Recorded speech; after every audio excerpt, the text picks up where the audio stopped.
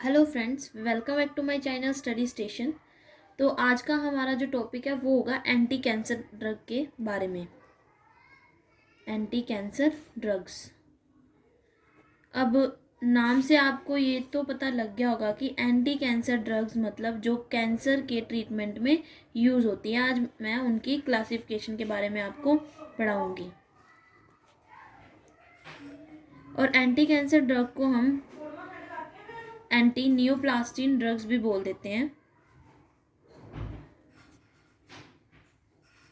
Anti neoplastic drugs as well as इस drug को हम साइटोटॉक्सिक ड्रग्स भी बोलते हैं। साइटोटॉक्सिक ड्रग क्यों? क्योंकि ये साइटोमिन सेल्स को किल करती हैं, इसलिए इनको साइटोटॉक्सिक ड्रग भी बोलते हैं। अब what is cancer?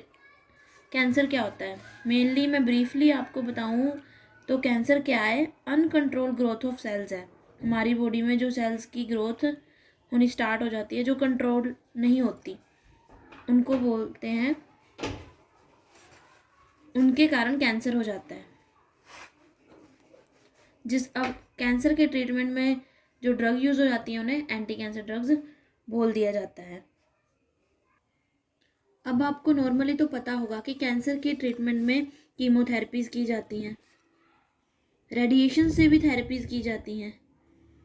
So basically क्या होता है, जो थेरेपी होती है सेल को किल करती है ताकि उनकी जो अनकंट्रोल ग्रोथ है वो ना हो।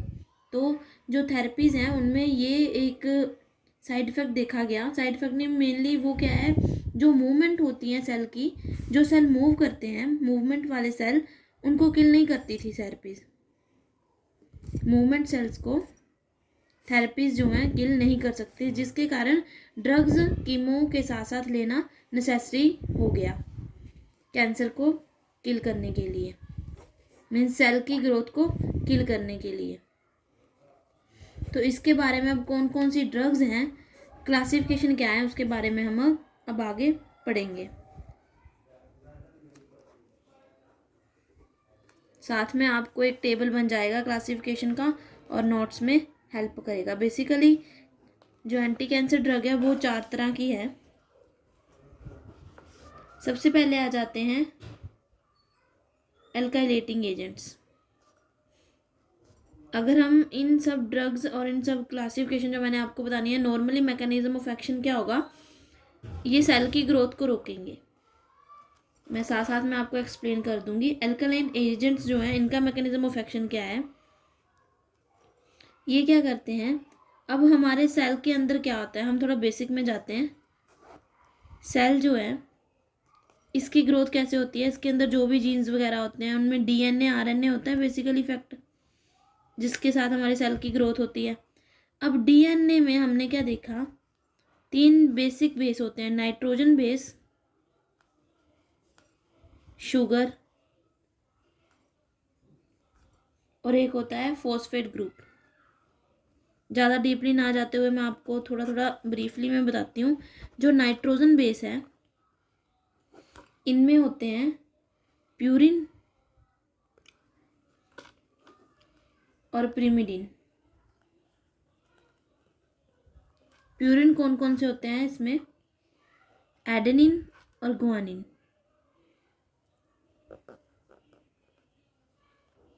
और पिरिमिडिन्स कौन से होते हैं, ये मैं अभी डीएनए की बात कर रही हूँ, थायामिन एंड साइटोसिन। इन सारे नाइट्रोजन बेस से बनता है हमारा डीएनए, जो कि सेल की ग्रोथ में हेल्प करता है शॉर्टली।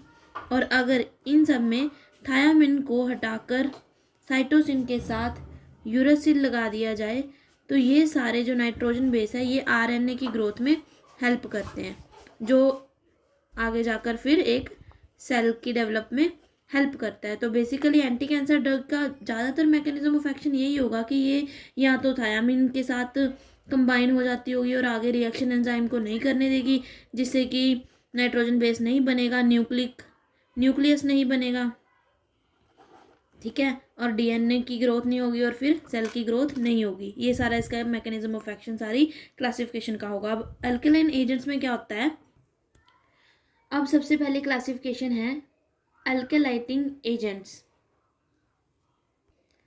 इनका मैकेनिज्म ऑफ एक्शन क्या हो गया, ये ग्वानिन जो हमने पढ़ा पीछे प्यूरिन, ये ग्वानिन के साथ क्रॉस लिंकेज करती हैं और डीएनए की ग्रोथ को रोक देती हैं। अब इसके आगे और क्लासिफिकेशन आ जाती है अल्काइलेटिंग एजेंट्स की, उसमें आ जाते हैं नाइट्रोजन मस्टर्ड,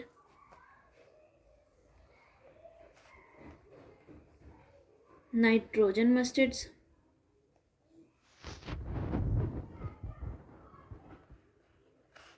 सेकेंड टाइप आ जाती हैं इसकी एजिरिडीन्स,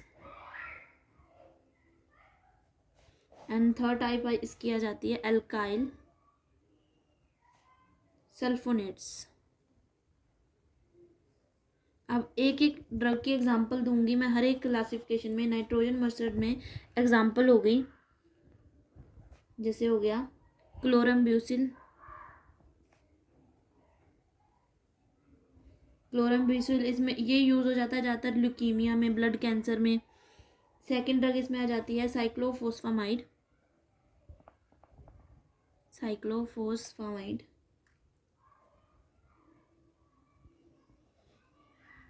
अब आ जाते हैं एजिरिडीन, एजिरिडीन में आ जाती है थायोटेपा,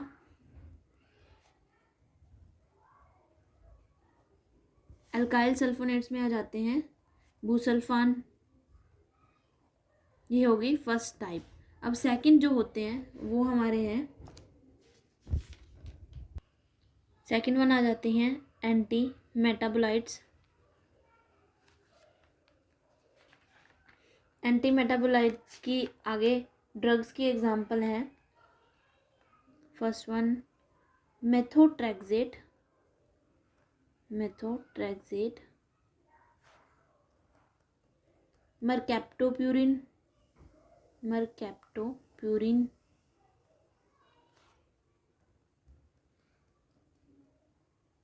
फ्लोरोयूरासिल।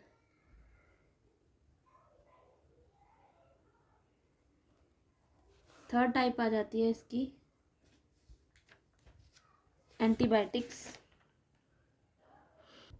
जो कि नेचुरल प्रोडक्ट्स के अंदर आते हैं। थर्ड टाइप तो हमारी होगी नेचुरल प्रोडक्ट्स। ये भी आगे 4 टाइप्स के हैं।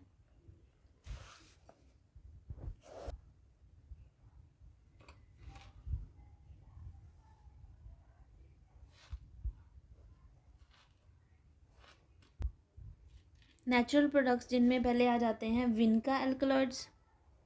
विनका एल्कलॉइड्स, आपने विनका प्लांट तो सुना ही होगा, जो पर्पल कलर के फ्लावर होते हैं, उनसे विनका एल्कलॉइड्स। सेकंड आ जाता है पोडोफाइलोटॉक्सिन्स,